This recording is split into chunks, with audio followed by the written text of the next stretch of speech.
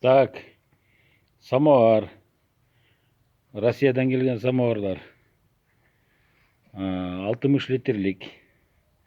Андай іштері полный солид болуп алған. Бұлар солид болуп алған жөнінеке. Бұлар көпкө тұрсын деп, ушинтип солид болуп алып қойған.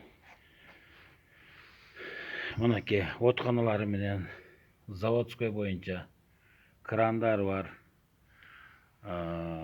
Крышкалары. Bunun içinde su көпкө сакталат. Мына крышкасы.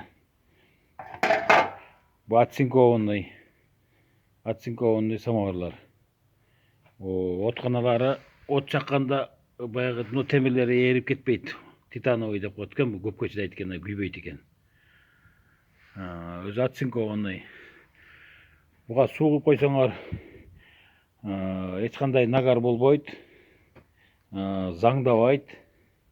Ошон үчүн оцинкованный. Бул бир варианты. Анан дагы бир варианты бар.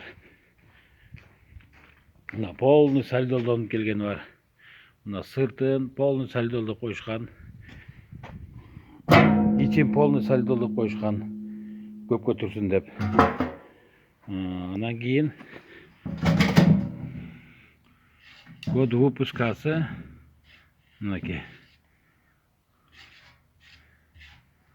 68 жылкы самоварлар.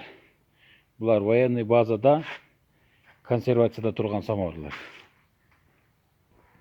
Анан флягалар бар. Мынакей флягалардагы полный солид болуп алган флягалар.